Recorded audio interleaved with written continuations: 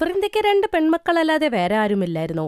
മൂത്ത മകൾ സുനേന പണക്കാരനായ ആകാശിനെ കല്യാണം കഴിച്ച് നഗരത്തിൽ താമസിക്കുകയായിരുന്നു. അങ്ങനെ വൃന്ദയുടെ ഇളയ മകളായ വർഷയുടെ കല്യാണവും അതേ നഗരത്തിലെ സാധാരണ ഒരു പയ്യനുമായി നടന്നു. ആ നഗരത്തിൽ മൂത്ത മകളും ഉണ്ടായിരുന്നു. കുറെ നാളായി വൃന്ദ സ്വന്തം മക്കളെ ഒന്ന് കണ്ടിട്ട്. അതുകൊണ്ട് തന്നെ മക്കളെ ഒന്ന് കാണാൻ നഗരത്തിലേക്ക് പോകാമെന്ന് കരുതി. രാമലാലേ, മക്കളെ കാണാൻ പോവാ. നല്ല ലഡുവും മുറുക്കും ഒക്കെ തരണം. നല്ല നെയ്ല് വേണം ഉണ്ടാക്കാൻ. ഞാൻ അവരെ കണ്ടിട്ട് വന്നിട്ട് പൈസ തരാം. ഒന്നുകൊണ്ടും പേടിക്കേണ്ട വൃന്ദ ചേച്ചി, മധുര പലഹാരങ്ങൾക്ക് ഒരു കുറവും ഉണ്ടാവില്ല.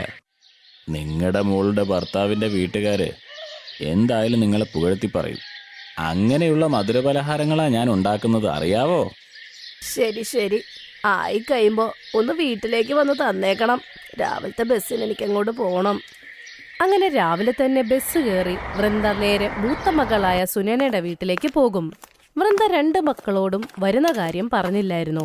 പെട്ടെന്ന് അമ്മയെ കാണുമ്പോ തന്നെ സുനേനയുടെ മുഖം വല്ലാണ്ട് തന്നെയാകും. അമ്മ, എന്താ ഇവിടെ പെട്ടെന്ന്? എന്താ എന്നോട് പറയാതിരുന്നത്? ഞാൻ കരുതി പെട്ടെന്ന് എന്നെ കാണുമ്പോ നിനക്ക് സന്തോഷാവൂല്ലോ. നിനക്ക് ഞാൻ വന്നത് ഇഷ്ടായില്ലേ? അയ്യോ, അങ്ങനെയൊന്നും ഇല്ല അമ്മ. കെട്ടിച്ചു വിട്ടത് വലിയ വീട്ടിലല്ലേ അമ്മ, അതുകൊണ്ടാ. അമ്മയ്ക്കറിയാലോ, ഇവിടെ വലിയ വലിയ ആൾക്കാർ എപ്പോഴും വന്നും പോയിരിക്കും. അമ്മ പെട്ടെന്ന് വന്നതുകൊണ്ടേ കാര്യങ്ങളൊക്കെ നോക്കണ്ടേ, അതാ. ഇന്ന് ആകാശ് ചേട്ടന്റെ കുറച്ച് ഫ്രണ്ട്സേ ഇങ്ങോട്ടേക്ക് വരുന്നുണ്ട്, ആ കാര്യം നോക്കണം. അമ്മ ഒരു കാര്യം ചെയ്യ, എന്റെ റൂമിൽ പോയിരുന്നോ. രാമു ചേട്ടൻ അമ്മയ്ക്ക് കഴിക്കാനുള്ള ആഹാരവും ചായയും തരും. ആ മോളെ, ആദ്യം നീ ആകാശിന്റെ കാര്യം നോക്ക് കേട്ടോ. ഞാൻ നിന്റെ റൂമിലിരുന്നോളാം. ആഹാരമൊക്കെ എനിക്ക് പിന്നെ മതി. ഞാൻ വരുന്ന വഴിക്ക് ചപ്പാത്തി അച്ചാറും കൊണ്ടുവന്നായിരുന്നു. എനിക്കാണെ വിശപ്പുമില്ല. ആ മോളെ, പിന്നില്ലേ, രാമുചേട്ടന്റെ കടയിൽ നിന്ന് ഞാനേ മധുരപ്പലഹാരം കൊണ്ടുവന്നിട്ടുണ്ട്. നിനക്കത് അമ്മയോട് ഞാൻ പറഞ്ഞില്ലേ, ചേട്ടന്റെ കുറച്ച് ഫ്രണ്ട്സ് വന്നിട്ടുണ്ട്. ഈ കാര്യമൊക്കെ പിന്നെ സംസാരിക്കാം. പെട്ടെന്ന് പോയി റൂമിലിരിക്കെ. ഇപ്പൊ ഇതൊന്നും തുറക്കണ്ട കേട്ടോ. സുനേന പറഞ്ഞത് കേട്ട് വൃന്ദയ്ക്ക് ആകെ പടവിഷമമായി. ഒന്നും മിണ്ടാതെ മുറിയിലേക്ക് നേരെ അങ്ങ് പോയി. 2 മണിക്കൂറായിട്ട് മുറിയിൽ ആരും വന്നില്ല. ഒരു ഗ്ലാസ് വെള്ളം പോലും വൃന്ദയോട് ചോദിച്ചില്ല. കുറെ നേരം കഴിഞ്ഞ് സുനേനയുടെ ഭർത്താവ് ആകാശ് അങ്ങോട്ടേക്ക് വരും. അവിടെ വൃന്ദ ഇരിക്കണത് കാണുകയും ചെയ്യും. അയ്യോ അമ്മയോ, എപ്പോ വന്നു? അനുഗ്രഹിച്ചാലും. ആ മോനെ, നന്നായി വാ. കുറച്ചേരായി വന്നിട്ട്. സുനേന ഇവിടെ ഇരിക്കാൻ പറഞ്ഞു എന്നോട്. മോന്റെ കൂട്ടുകാരൊക്കെ വന്നിരിക്കല്ലേ, അതുകൊണ്ടാ കാണാതിരുന്നേ. അതെ അതെ, എൻ്റെ ഫ്രണ്ട്സ് വന്നിരുന്നു. അവരെല്ലാം പോയി. എൻ്റെ സുഹൃത്തിൻ്റെ വിവാഹ വാർഷികമായിരുന്നു ഇന്ന്. അയ്യോ സോറി അമ്മ, ഞാൻ മറന്നുപോയി അമ്മ വന്ന കാര്യം. കുറെ ജോലി ഉണ്ടായിരുന്നു, അതുകൊണ്ടാ മറന്നുപോയി. അമ്മ രാമുചേട്ടനോട് പറഞ്ഞിട്ട് എന്തെങ്കിലും കഴിക്കാൻ ഉണ്ടാക്കിപ്പിക്കാത്ത എന്ത്? ഇവിടെ അമ്മായി ആണെങ്കിൽ മൂത്ത ചേട്ടത്തിയുടെ വീട്ടിൽ പോയേക്കുവാ, അതാ പ്രശ്നം. ഇല്ലെങ്കിൽ അമ്മായി അമ്മയ്ക്ക് കൂട്ടു തന്നേനെ. അതുകൊണ്ടാ പറഞ്ഞിട്ട് വരാൻ പറഞ്ഞേ. രാമുചേട്ടാ, അമ്മയ്ക്ക് എന്താണോ വേണ്ടത് അത് കൊടുക്കൂ. അയ്യോ വേണ്ട മോളെ, ഞാൻ ഒരു ദിവസത്തേക്ക് വന്നതാ. ഇനി രാത്രി വർഷയുടെ അവിടെ പോയി നിൽക്കാം. നിങ്ങളെ 2പേരെയും കണ്ടല്ലോ ഞാൻ. പിള്ളേരെവിടെ കാണുന്നില്ലല്ലോ. പിള്ളേരെ അമ്മായിയുടെ കൂടെ പോയേക്കുവാ. 2 ദിവസത്തെ അവധിയല്ലേ, അതുകൊണ്ടാ അങ്ങോട്ട് വിട്ടു. അമ്മ ഞാൻ ലേറ്റ് ആവുന്നു, ഒന്ന് ഒരുങ്ങട്ടെ. അതിനെന്താ മോളെ. ആകാശ് മോനെ, എൻ്റെ അടുത്ത് അധികമൊന്നുമില്ല. ഇതെന്റെ അനുഗ്രഹമാണെന്ന് വിചാരിച്ച് നിങ്ങൾ 2പേരും മേടിക്കണോ ഇത്. എല്ലാവർക്കും വേണ്ടി ഞാൻ ലഡുവും മുറുക്കും കൊണ്ടുവന്നിട്ടുണ്ടേ. പിള്ളേർക്ക് കൊടുക്കണേ, കഴിക്കണേ. ഇത് നീയും പിടിച്ചോ. ഇനി എന്ന് കാണുമെന്നറിയില്ല. അമ്മ എന്തുവാ എപ്പോ നോക്കിയാലും ഇത്രയും അമ്മയ്ക്ക് തരാനുള്ളൂ? ഒരു കാര്യം ചെയ്യ്, ഇത് വർഷയ്ക്ക് കൊണ്ടേ കൊടുത്തേരെ. അവക്കല്ലേ പൈസയുടെ ആവശ്യം. ആകാശ് അമ്മയ്ക്ക് തിരിച്ചു കൊടുത്തേരെ. ദിനേശിന് ആവശ്യം വരും. ആ ശരി. അയ്യോ എന്തിനാ മോളെ ഇങ്ങനെ? ഇത് ഞാൻ നിങ്ങൾക്ക് വേണ്ടി. സുനേന പറയണ കേക്ക്. അമ്മ എനിക്ക് ഓൾറെഡി ലേറ്റ് ആയി. ബ്യൂട്ടി പാർലറിൽ ഓൾറെഡി അപ്പോയിന്റ്മെന്റ് എടുത്ത് വെച്ചേക്കുവാ. എന്താ? എനിക്ക് സമയമൊന്നുമില്ല. ആ പിന്നെ രാമുവിന്റെ അടുത്ത് പറഞ്ഞിട്ട് ആഹാരം കഴിച്ചിട്ട് പോണം. പോകുമ്പോ പറഞ്ഞിട്ട് പോണേ. ഇല്ലല്ലേ, ഗേറ്റ് എപ്പോഴും തുറന്നു കിടക്കും പറഞ്ഞിട്ട് പോയില്ലെങ്കിൽ. ഇവിടെയാണെങ്കിൽ കള്ളന്മാരുടെ ശല്യമുണ്ട്. ഒരുപാട് ആഗ്രഹത്തോടെയാണ് വൃന്ദ മകളെ കാണാൻ വന്നത്. പക്ഷെ സുനേനയുടെ പെരുമാറ്റം സ്വന്തം അമ്മയോട് അത് വളരെ ദുഃഖകരമായിരുന്നു. മൂത്ത മകളുടെ വീട്ടിൽ നിന്ന് ഒരു തുള്ളി വെള്ളം പോലും കുടിച്ചില്ല. രാമുവിന്റെ അടുത്ത് പറഞ്ഞിട്ട് അവിടുന്ന് പുറപ്പെട്ടു. വൃന്ദയുടെ കണ്ണിൽ കണ്ണുനീരായിരുന്നു. അവൾ ആലോചിക്കുകയായിരുന്നു, മൂത്ത മകളുടെ അടുത്ത് നിന്നപ്പോൾ ഇങ്ങനെയാണെങ്കിൽ ഇളയ മകളുടെ അടുത്ത് പോകുമ്പോൾ എന്താകുമെന്ന്. വൃന്ദ ആലോചിച്ച് നടക്കുകയായിരുന്നു റോഡിൽ. അപ്പോഴേക്കും ഒരു ഓട്ടോറിക്ഷ അവിടെ വന്ന് നിൽക്കും. ആ ഓട്ടോറിക്ഷ ദിനേശിന്റെ ആയിരുന്നു. കാരണം ദിനേശ് ഓട്ടോറിക്ഷക്കാരനായിരുന്നു. ആ അമ്മയോ? അമ്മയെ ഇവിടെ ഇങ്ങനെ കണ്ടതിൽ എനിക്ക് ആശ്ചര്യം തോന്നുന്നു. അമ്മ നഗരത്തിൽ വന്നിട്ടും പറഞ്ഞില്ലല്ലോ ഇതുവരെ. അമ്മ വന്ന് ഓട്ടോയിലിരിക്കെ, ഞാൻ കൊണ്ടുവിടാം. അത് പിന്നെ ഞാൻ വർഷേനെ കാണാൻ വരികയായിരുന്നു. ആദ്യം സുനേന മോളെ കാണാന്ന് കരുതി. അവളെ കണ്ടിട്ട് വരുന്ന വഴിയാ. കൊള്ളാം, നല്ലത് തന്നെ. വളരെ സന്തോഷമുള്ള കാര്യമല്ലേ? വർഷയ്ക്ക് അമ്മയെ കാണുമ്പോൾ വളരെ സന്തോഷമായിരിക്കും. അമ്മ ഒന്ന് ഓട്ടോയിലിരിക്കും, നമുക്ക് തൊട്ടടുത്ത് എവിടെയെങ്കിലും പോയി തണുത്ത വെള്ളം മേടിക്കാം. ദിനേശ് അടുത്തുള്ള കടയിൽ നിന്ന് പോയിട്ട് തണുത്ത വെള്ളം വാങ്ങിച്ച് നേരെ വൃന്ദയ്ക്ക് കൊണ്ട് കൊടുക്കും. ദിനേശ് വണ്ടി ഓടിച്ചുകൊണ്ടിരുന്ന സമയത്ത് ഒരുപാട് സംസാരിക്കും. വൃന്ദയുടെ മുഖത്ത് ഒരിത്തിരി വിഷമവും ഇത്തിരി സന്തോഷവും കാണുന്നുണ്ടായിരുന്നു. കുറച്ചേരം കഴിയുമ്പോൾ ദിനേശ് നേരെ വീട്ടിലേക്ക് എത്തിക്കും. അമ്മ, അമ്മയോ? എത്ര നാളായി അമ്മേനെ കണ്ടിട്ടൊന്ന്. അമ്മയ്ക്ക് അറിയില്ല എന്റെ സന്തോഷം അമ്മേനെ കണ്ടിട്ട്. ഷോ, എനിക്ക് എന്ത് വിഷമായിരുന്നു എന്നറിയോ? ഇദ്ദേഹത്തോട് ഞാൻ എപ്പോഴും പറയാം എനിക്ക് എന്റെ അമ്മയെ കാണണം, അമ്മയെ കാണണമെന്ന്. എനിക്കിപ്പോ സന്തോഷമായി, എന്റെ അമ്മ വന്നല്ലോ. വരുന്ന കാര്യം എന്താ എന്നോട് പറയാതിരുന്നേ? ആദ്യം സുനേന ചേച്ചിനെ കാണാൻ പോയല്ലേ? ഞാൻ ചെറുതല്ലേ, അതുകൊണ്ട് രണ്ടാമത് കാണാന്ന് കരുതിയല്ലേ? അത് സത്യ, ഞാൻ ആദ്യം സുനേനനെ കാണാനാ പോയത്. അവിടുന്ന് വരുന്ന വഴിയാ. അങ്ങനെയാണെങ്കിൽ അവിടുന്ന് ഒരുപാട് ഭക്ഷണം കഴിച്ചിട്ടായിരിക്കും വന്നത്. എന്റെ വീട്ടിലെ ഉണക്കറൊട്ടിയൊക്കെ കഴിക്കും അമ്മ. എന്നാലും പറ, അമ്മയ്ക്ക് ഇഷ്ടമുള്ളത് ഞാൻ ഇന്ന് എന്റെ കൈകൊണ്ടുണ്ടാക്കി തരും. വൃന്ദ സന്തോഷവും കൊണ്ട് അവളോട് പറയും, അത് ഒരു ഇഞ്ചിയിട്ട ചായ ഉണ്ടാക്കി തരുമോ? മുട്ടുവേദനയാ. ആ, ചായ ഞാൻ ഉണ്ടാക്കി തരാം. അതേന്നേ, അമ്മയ്ക്ക് വേണ്ടി സമോസ വാങ്ങിച്ചോണ്ട് വാ. അമ്മ ഒന്നും കഴിച്ചില്ലെന്നാ തോന്നുന്നത്. ആ ശരി ശരി, ഞാൻ ഇപ്പൊ തന്നെ കൊണ്ടുവരാം. ഇല്ല മോനെ, സമൂസ വേണ്ട. രാമുചേട്ടന്റെ കടയിലെ ലഡുവും മുറുക്കും ഉണ്ട്. രാമുചേട്ടന്റെ കടയിലെ പലഹാരമോ? ഓ, ഇത് കഴിക്കാൻ എത്ര നാളായി കൊതിക്കുന്നു. എനിക്ക് ഭയങ്കര ഇഷ്ടമാണത്. ഞാൻ പെട്ടെന്ന് ചായ ഉണ്ടാക്കിക്കൊണ്ട് വരാം, എന്നിട്ട് 3 പേർക്ക് ഇരുന്ന് കഴിക്കാം. വർഷയ്ക്ക് കുറച്ചൊക്കെ മനസ്സിലായി, പക്ഷെ അവൾ ഒന്നും ചോദിച്ചില്ലായിരുന്നു. അമ്മയോട് ചോദിച്ച അമ്മയ്ക്ക് വിഷമാവോന്ന് അവൾക്ക് അറിയായിരുന്നു. അതുകൊണ്ട് തന്നെ അവൾ അമ്മയ്ക്ക് എത്രത്തോളം സന്തോഷം കൊടുക്കാൻ പറ്റുമോ അത്രയും കൊടുത്തോണ്ടിരുന്നു. ദിനേശും അതിന്റെ കൂട്ടത്തിലുണ്ടായിരുന്നു. കുറച്ചു ദിവസത്തേക്ക് വൃന്ദ ഇളയ മകൾ വർഷയുടെയും ദിനേശിന്റെ കൂടെ നിന്നു. രണ്ടുപേരും കൂടെ അമ്മേനെ കറക്കി, ഷോപ്പിംഗ് ചെയ്യിപ്പിച്ചു, നല്ല സാരി വാങ്ങിക്കൊടുത്തു. അവരെ കൊണ്ട് പറ്റുന്നതെല്ലാം അവർ ചെയ്തു കൊടുത്തു. അവിടുന്ന് പോകുന്ന വഴി വൃന്ദ ഒരു കാര്യം തീരുമാനിച്ചു. വീട്ടിലെത്തിയ ഉടനെ വൃന്ദ അവളുടെ വീടും സ്ഥലവും ഇളയ മകൾ വർഷയുടെ പേരിലാക്കി. കാരണം മൂത്ത മകൾ വലിയ പണക്കാരിയായിരുന്നു. മൂത്ത മകൾക്ക് ഒന്നിന്റെയും കുറവില്ലായിരുന്നു.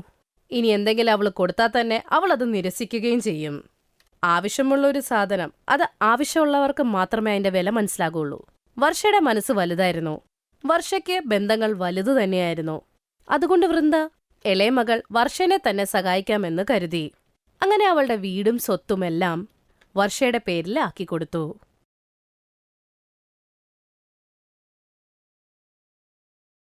പച്ചമരുന്നുകൾ വാങ്ങിക്കോളൂ, മുടി വളരാനുള്ള പച്ചമരുന്നുകൾ വാങ്ങിക്കൂ, വെറും 5 രൂപയേ ഉള്ളൂ. മുടി വളർത്താനുള്ള സസ്യങ്ങളോ? അതും 5 രൂപയ്ക്ക്? ഒന്ന് നോക്കാം. സുധയ്ക്ക് മുടി വളർത്തണം, അതിനുവേണ്ടി അവൾ എന്തും ചെയ്യും. അവൾ വയസ്സനിൽ നിന്നും ആ സസ്യങ്ങൾ വാങ്ങി. അദ്ദേഹം പറഞ്ഞു, ഈ ഔഷധ സസ്യം നന്നായി പൊടിച്ചു കഴിഞ്ഞാൽ അതിൽ നിന്നും എണ്ണ പുറത്തു വരും. ആ എണ്ണ ഉറങ്ങുന്നതിന് മുൻപായിട്ട് തലയിൽ തേച്ച് പിടിപ്പിച്ചാൽ മതി. സസ്യങ്ങൾ വാങ്ങി സുധ അകത്തോട്ട് പോയി. സുധ അപ്പ് ആ സസ്യങ്ങൾ അരച്ച് അതിൽ നിന്നും എണ്ണയെടുത്ത് തലയിൽ പുരട്ടി കിടന്നുറങ്ങി. അടുത്ത ദിവസം രാവിലെ എണീറ്റ് മുടി നോക്കിയപ്പോഴേക്കും ഒരൊറ്റ മുടി പോലും തലയിലുണ്ടായിരുന്നില്ല. സുധയ്ക്കത് വിശ്വസിക്കാനായില്ല. പെണ്ണിന് മുടിയില്ലെങ്കിൽ സൗന്ദര്യമില്ല എന്ന് ചൊല്ല്. സുധയ്ക്ക് ചെറുപ്പം തൊട്ടേ മുടി കുറവായിരുന്നു. മുടിയൊട്ട് വളരില്ലായിരുന്നു. സുധയ്ക്ക് നിറം കുറവായിരുന്നു. അന്നാ അനിയത്തി രാധയ്ക്ക് നല്ല കട്ടിയുള്ള മുടിയായിരുന്നു, നിറവുമുണ്ടായിരുന്നു. അതുകൊണ്ട് രാധ ചെറുപ്പത്തിൽ എപ്പോഴും സുധയെ കളിയാക്കുമായിരുന്നു.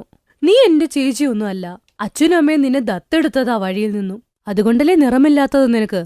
ഇത് കേട്ട് സുധ എപ്പോഴും കരയും. അച്ഛമ്മ ഇത് കണ്ടില്ലേ, രാധ എന്നെ കളിയാക്കുന്നു. അമ്മ, അച്ഛ നോക്ക്. രാധയും സുധയുടെ അമ്മ ശമിത പറയും, എന്തിനാ നീ കരയുന്നേ? രാധ തെറ്റൊന്നും പറഞ്ഞില്ലല്ലോ. നിനക്ക് നിറം ഇച്ചിരി കുറവാ, മുടിയുമില്ല. എനിക്ക് ഇങ്ങനത്തെ മകളല്ല വേണ്ടത്. സുധയുടെ അച്ഛനും അവളെ സ്നേഹിക്കുന്നുണ്ടായിരുന്നില്ല. സുധയ്ക്ക് എപ്പോഴും എല്ലാവരിൽ നിന്നും വെറുപ്പാണ് സമ്പാദിക്കാൻ പറ്റിയത്. അങ്ങനെയാണ് വളർന്നത്. എല്ലാ ദിവസവും ദൈവത്തിന്റെ അടുത്ത് പ്രാർത്ഥിച്ച് അവൾ പറയും, എന്റെ ദൈവമേ, എന്തെങ്കിലും ഒരു അത്ഭുതം കാണിക്ക്. എന്റെ കാൽമുട്ട് വരെ എനിക്ക് മുടിത്താ, പ്ലീസ് ദൈവമേ, പ്ലീസ്. അങ്ങനെ സുധയും രാധയും വലിയ കുട്ടികളായി. ഇന്ന് സുധേനെ പെണ്ണ് കാണാൻ ആൾക്കാർ വരുന്നുണ്ട്. കണ്ണാടിയുടെ മുമ്പിലിരുന്ന് അവൾ ഒരുങ്ങുകയായിരുന്നു. അവളുടെ തലയിൽ ഇപ്പോഴും മുടി കുറവായിരുന്നു. അവൾ കണ്ണാടിയിൽ നോക്കി ഒരുങ്ങുകയായിരുന്നു. അപ്പോഴേക്കും അവളുടെ അമ്മ വന്ന് എന്തൊക്കെയോ പറഞ്ഞു. ഇവിടെ ഇങ്ങനെ കുത്തിയിരുന്നിട്ട് ഒരു കാര്യവുമില്ല. പെട്ടെന്ന് ആവട്ടെ, അല്ലെങ്കിൽ ഈ പയ്യൻ ഇവിടുന്ന് അങ്ങ് പോകും. അവിടെ രാധ വന്നു പറഞ്ഞു, എനിക്ക് മനസ്സിലാവാത്തത് എന്നേക്കാൾ മുമ്പ് ഈ ബൂദിനിയുടെ കല്യാണം കഴിപ്പിക്കുന്ന എന്തിനാന്നാ. രാധമോളെ, ഈ ബൂദിനിനെ ഇവിടുന്ന് അയച്ചേ പറ്റൂ. പിന്നീട് ആര് വന്ന് കല്യാണം കഴിക്കാനാ? ആദ്യം ഇവളൊന്ന് തലേന്നൊഴിഞ്ഞു പോട്ടെ, എന്നിട്ട് നിനക്ക് ഏറ്റവും പണക്കാരനും നല്ല ഒരു ബന്ധം ഞാൻ കൊണ്ടുവരും. അമ്മ, എന്തിനാ എന്നോട് നിങ്ങളിങ്ങനെ വെറുപ്പ് കാണിക്കുന്നേ? ഞാൻ നിങ്ങളോടൊക്കെ എന്ത് ദ്രോഹാ ചെയ്തേ? നിന്റെ തലയിൽ മുടിയില്ല സുധാ, നിന്നെ കാണാൻ ഒന്നിനും കൊള്ളില്ല. നീ എന്റെ പെങ്ങളാന്ന് പറയാൻ തന്നെ നാണക്കേടാ. ഥു. സുധ കരയാൻ തുടങ്ങി. അവളുടെ ജീവിതത്തിൽ കരച്ചിൽ മാത്രമായിരുന്നു. അവിനാഷ് എന്ന് പറയുന്ന ചെറുക്കൻ അവളെ കാണാൻ വന്നു. ഷമിത പറഞ്ഞ പോലെ രാധ മുറിയിൽ തന്നെ ഇരുന്നു. കാരണം ഷമിത അവളോട് പറഞ്ഞു, മോളെ, നീ അകത്ത് തന്നെ ഇരിക്കണേ, ഇല്ലേ സുധയുടെ കല്യാണം ഇപ്രാവശ്യം നടക്കില്ല. എന്തായാലും അവിനാശിന്റെ കൂടെ അവളുടെ കല്യാണം ഉറപ്പിച്ചു. പക്ഷെ അതിന് ഒരുപാട് സ്ത്രീധനം കൊടുക്കേണ്ടി വന്നു. ആ കാര്യവും പറഞ്ഞ് സുധേനെ ഭയങ്കരമായി വിഷമിപ്പിച്ചു. സുധ മനസ്സിൽ തന്നെ വിചാരിച്ചു, സ്വന്തം വീട്ടിലോ സമാധാനം കിട്ടുന്നില്ല, ഭർത്താവിന്റെ വീട്ടിലെങ്കിലും കിട്ടുമെന്ന് കരുതുന്നു. അങ്ങനെ സുധയുടെ കല്യാണം കഴിഞ്ഞു. അവിനാശ് അന്നാണ് ആദ്യമായി രാധേനെ കാണുന്നത് നേരിൽ. അപ്പോഴു തന്നെ അവന് അവളെ ഇഷ്ടപ്പെട്ടു. ഞാൻ എന്തുകൊണ്ട് ഇവളെ നേരത്തെ കണ്ടില്ല? എത്ര സുന്ദരിയാണ്, എത്ര നീളമുള്ള മുടിയാണ് ഇവൾക്ക്. ഇവളെങ്ങാനും ഞാൻ നേരത്തെ കണ്ടിരുന്നെങ്കിൽ ഞാൻ ഇവളെ തന്നെ വിവാഹം കഴിക്കുമായിരുന്നുള്ളൂ. കഷ്ടം. ഇനി എന്തായാലും ഒന്നും ചെയ്യാൻ പറ്റില്ല. അങ്ങനെ സുധ ഭർത്താവിന്റെ വീട്ടിലെത്തി. സുധ വീട്ടിലെത്തിയപ്പോഴേ തന്നെ വിമല അവൾക്ക് ഒരുപാട് വീട്ടുജോലി കൊടുത്തു. ആദ്യം പോയി പാത്രം കഴുകിയിട്ട് വാ, അതിനുശേഷം ആഹാരം വെക്കണം, പിന്നെ അടിച്ചു വാരുകയും വേണം. മറക്കണ്ട, നിന്നെ ഈ വീട്ടിലെ മരുമകളാക്കിയതേ വീട്ടിലെ ജോലി ചെയ്യാൻ മാത്രമാണ്. ശരിയമ്മ, ഞാൻ മറക്കില്ല. ഒരു ബുദ്ധിമുട്ടുമില്ലാതെ അവൾ ജോലി ചെയ്തു. ഭർത്താവും അമ്മായിയമ്മയും അവളുടെ കുഞ്ഞു മുടിയെക്കുറിച്ച് കളിയാക്കാനും തുടങ്ങി. നിന്റെ തലമുടി എന്റേതിനേക്കാളും ചെറുതാണല്ലോ സുധാ. ഇവളൊരു വേലക്കാരി തന്നെയാണ്. അതെ അതെ, ഒരു വേലക്കാരി. അവിനാശ് അവളെ നന്നായി കളിയാക്കി. ഒരു ദിവസം അവൻ രാധയെ കണ്ടു. രാധയ്ക്ക് അവളുടെ നീണ്ട മുടി കാരണം ഭയങ്കര അഹങ്കാരമായിരുന്നു. അവൾ സുന്ദരിയുമായിരുന്നു. അവിനാശിന് അവളോട് പ്രണയം തുടങ്ങി. അവൾക്കും തിരിച്ച് അങ്ങനെ തന്നെ. ഒരു ദിവസം അവിനാശും രാധയും കല്യാണം കഴിച്ചു. രാധ അവിനാശിന്റെ വീട്ടിലെത്തി. ഇത് കണ്ട് സുധയ്ക്ക് ഞെട്ടലായിപ്പോയി. രാധ, നിനക്കിത് എന്നോട് എങ്ങനെ ചെയ്യാൻ പറ്റി? നീ എന്റെ ഭർത്താവിനെ കല്യാണം കഴിച്ചു. മിണ്ടാതിരിക്കെ, എന്തുവാ? അവിനാശ് നിന്നെ സ്നേഹിക്കുന്ന പോലുമില്ല. അവൻ എന്നോട് മാത്രമേ ഇഷ്ടമുള്ളൂ. അതെ, ഇതുപോലെ മുടിയില്ലാത്തവരെ ആരാണ് സ്നേഹിക്കുക? എനിക്ക് നീളൻ മുടിയുള്ള പെൺകുട്ടികളാണ് ഇഷ്ടം. സുധ ഒറ്റയ്ക്കിരുന്ന് കരയാൻ തുടങ്ങി. അടുത്ത ദിവസം അവൾ മാർക്കറ്റിൽ പോയപ്പോ ഒരു വയസ്സൻ സസ്യങ്ങൾ വിൽക്കുന്നു. പച്ചമരുന്നുകൾ വാങ്ങിച്ചോളൂ, മുടി വളരാനുള്ള പച്ചമരുന്നുകൾ വാങ്ങിക്കൂ, വെറും 5 രൂപയ്ക്ക്. മുടി വളർത്തുന്ന സസ്യങ്ങൾ വെറും 5 രൂപയ്ക്ക്? ഞാൻ ഒന്ന് നോക്കട്ടെ. സുധയ്ക്ക് എങ്ങനെയും മുടി വളർത്തണം. അതിനുവേണ്ടി അവൾ എന്തും ചെയ്യും. അവൾ വയസ്സന്റെ കയ്യിൽ നിന്നും അതങ്ങ് വാങ്ങി. അദ്ദേഹം പറഞ്ഞു, ഈ ഔഷധ സസ്യം നന്നായി പൊടിച്ചു കഴിഞ്ഞാൽ അതിൽ നിന്നും എണ്ണ പുറത്തു വരും. ആ എണ്ണ ഉറങ്ങുന്നതിനു മുൻപായിട്ട് തലയിൽ തേച്ച് പിടിപ്പിച്ചാൽ മതി. അതും വാങ്ങി അവൾ നേരെ വീട്ടിലോട്ട് പോയി. രാത്രി എല്ലാവരും ഉറങ്ങിയപ്പോ ആ സസ്യങ്ങൾ അവൾ പൊടിച്ച് അതിൽ നിന്നും എണ്ണയെടുത്ത് തലയിൽ പുരട്ടി കിടന്നു. അടുത്ത ദിവസം രാവിലെ എണീറ്റ് നോക്കിയപ്പോ അവളുടെ തലയിലുണ്ടായിരുന്ന ആ മുഴുവനും മുടി പോയി കഴിഞ്ഞിരുന്നു. സുധ ഭയങ്കരമായിട്ട് കരഞ്ഞു. ഇതെന്താ സംഭവിച്ചേ? എന്റെ മുടി മുഴുവൻ പോയല്ലോ, ഇനി ഞാൻ എന്തു ചെയ്യും? സുധ ഭയങ്കരമായിട്ട് കരയാൻ തുടങ്ങി. ഈ അവസ്ഥ അവിനാശും വിമലയും രാധയും കണ്ടു. ഇതെന്താ, നീ ശരിക്കും ഒരു മൊട്ടച്ചിയായല്ലോ.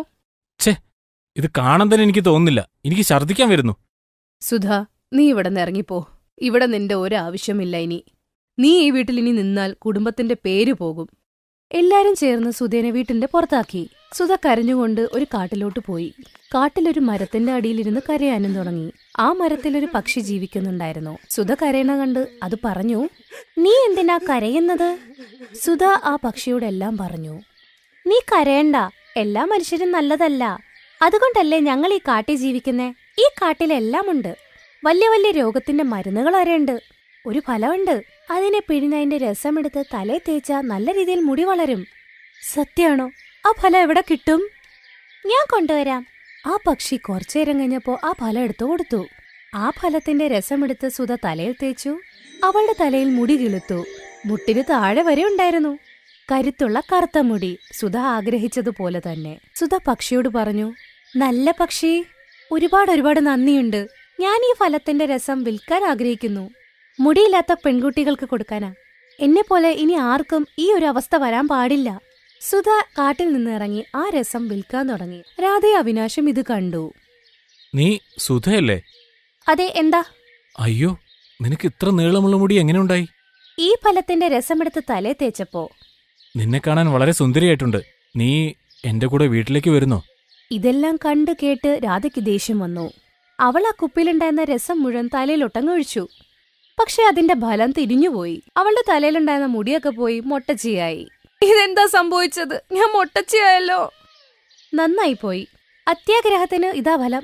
ചെറുപ്പം തൊട്ടതാ ഇതുവരെ നീ എന്നെ ജീവിക്കാൻ സമ്മതിച്ചിട്ടില്ല. ഇപ്പൊ അതിന്റെ വിഷമം മനസ്സിലായോ? ആ പിന്നെ അവിനാഷ്, നിങ്ങളെ പോലത്തെ ആൾക്കാരുടെ കൂടെ ജീവിക്കണ്ട. നീ നിന്റെ ഭാര്യയുടെ കൂടെ തന്നെ ജീവിക്ക്. രാധയുടെ അഹങ്കാരം മണ്ണിലടിഞ്ഞു. അവിനാശിന് മൊട്ടച്ചിയുടെ കൂടെ തന്നെ ജീവിക്കേണ്ടി വന്നു. ആ ഫലത്തിന്റെ രസം വിറ്റ് സുധ നല്ല പണക്കാരിയുമായി. എല്ലായിടത്തും അവളുടെ മുടിയെക്കുറിച്ച് തന്നെ ചർച്ചയായി. അവള് സന്തോഷത്തോടെ തന്നെ ജീവിക്കാനും തുടങ്ങി. Thanks for watching.